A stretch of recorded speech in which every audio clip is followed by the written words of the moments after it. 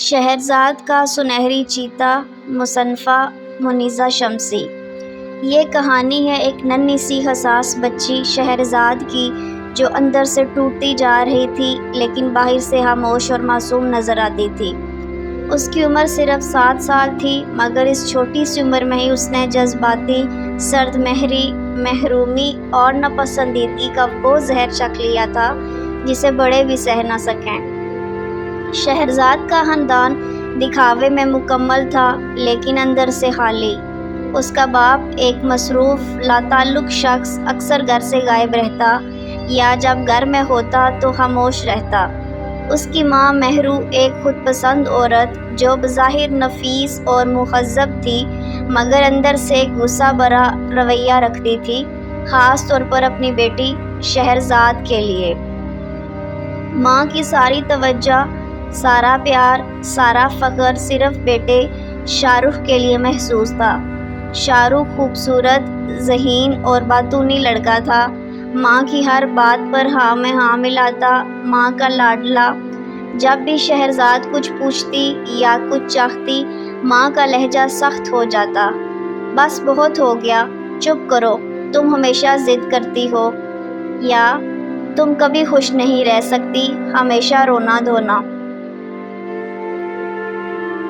شہرزاد کی دنیا میں صرف ایک چیز ایسی تھی جو اس کو سکون دیتی تھی، ایک مخملی کھلونا، ایک خوبصورت سنہری چیتا۔ وہ چیتا اس کا رازدار تھا، اس کا دوست، اس کی تنہائیوں کا ساتھی۔ وہ اسے چپکے سے گلے لگاتی، اس سے باتیں کرتی اور محسوس کرتی کہ وہی ایک وجود ہے جو اس سے بغیر کسی شرط کے محبت کرتا ہے۔ نئے موڑ کا آغاز، میلکم کی آمد۔ ایک دن اسکول میں ایک نیا لڑکا آیا، میلکم۔ وہ ایک سفید فام بچہ تھا، غیر ملکی اور مختلف۔ ماں مہرو کو میلکم بہت پسند آیا۔ اسے لگا کہ میلکم مہذب ہے، خاص ہے۔ وہ بار بار شہرزاد سے میلکم کی تعریفیں سنتی اور کہتی، دیکھو میلکم کتنا خوش اخلاق ہے، اس جیسا بنو۔ شروع میں میلکم شہرزاد سے اجنبی سا رہا، لیکن پھر آہستہ آہستہ اس نے اس سے بات چیت شروع کی، مگر اس کی باتوں میں نرمی نہ تھی، اس کا انداز حاکمانہ تھا۔ وہ کبھی اس کی چیزیں چھین لیتا، کبھی اس پر ہنستا اور کبھی اسے بے عزت کرتا۔ ایک دن اس نے شہرزاد کے ہاتھ سے اس کا پین چھین کر کہا، یہ میرے لیے بہتر ہے، تمہارے ہاتھ میں ویسے بھی فضول لگ رہا تھا۔ شہرزاد خاموش رہی، کیونکہ وہ بچپن سے ہی سکھائی گئی تھی کہ بدتمیزی نہ کرو، زبان نہ چلاؤ۔ بے رحم حادثہ، شہرزاد کا چیتا چھن گیا۔ پھر ایک دن شہرزاد کے لیے قیامت کا دن آیا۔ ماں نے اس سے پوچھے بغیر اس کا سب سے قیمتی کھلونا، سنہری چیتا، میلکم کو تحفے میں دے دیا۔ شہرزاد کا دل جیسے رک گیا ہو، آنکھوں میں آنسو، دل میں درد، سانس جیسے گھٹنے لگا۔ اس نے ماں سے کہا، امی، وہ میرا چیتا تھا۔ ماں نے طنزیہ ہنسی کے ساتھ کہا، بس ایک کھلونا ہی تو ہے، اس میں کیا رکھا ہے؟ میلکم کو خوشی ملی، بس کافی ہے۔ مگر ماں کو کیا معلوم کہ وہ کھلونا محض کھلونا نہیں، وہ شہرزاد کی دنیا تھا۔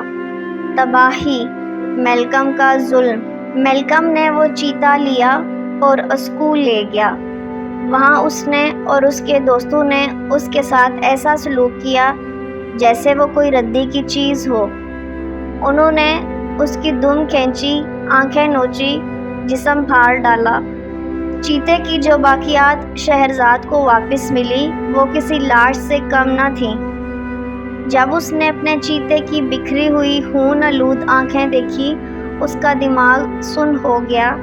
وہ صدمے میں چپ ہو گئی، وہ روتی بھی نہیں، جیسے اس کے اندر کی آواز مر چکی ہو۔ اختتام، ایک چیخ جو کبھی نہ سنی گئی۔ شہرزاد کے اندر ایک خاموش آگ جلنے لگی۔ اس نے ماں سے کچھ نہیں کہا، وہ خاموشی سے اپنے کمرے میں گئی، دروازہ بند کیا اور چیتے کی باقیات کو گود میں رکھ کر گھنٹوں بیٹھی رہی۔ وہ بس اتنا بولی، میں تمہیں بچا نہ سکی۔ پھر اس رات شہرزاد بدلی۔ وہ خاموشی جو کبھی اس کی پہچان تھی اب ایک طوفان میں تبدیل ہو چکی تھی۔ اس نے میلکم کو جا کر بری طرح مارا۔ وہ لڑکی جو کبھی صرف ماں کی محبت چاہتی تھی اب ماں سے دور ہو چکی تھی، ہمیشہ کے لیے۔ موضوعات اور سبق: ماں باپ کی جانب سے نظر اندازی، خاص طور پر بیٹیوں کے ساتھ زیادتی، ان کے اندر مستقل کمی، احساس محرومی اور نفسیاتی زخم پیدا کرتی ہے۔ کھلونوں کو بچوں کی دنیا سمجھا جائے کیونکہ وہ ان کی جذباتی پناہ گاہ ہوتے ہیں۔ میلکم جیسے کردار ہمیں یہ سکھاتے ہیں کہ دوسروں کی چیزوں کی قدر نہ کرنا اور اونچے ہونے کا گھمنڈ کسی کے لیے تباہی بن سکتا ہے۔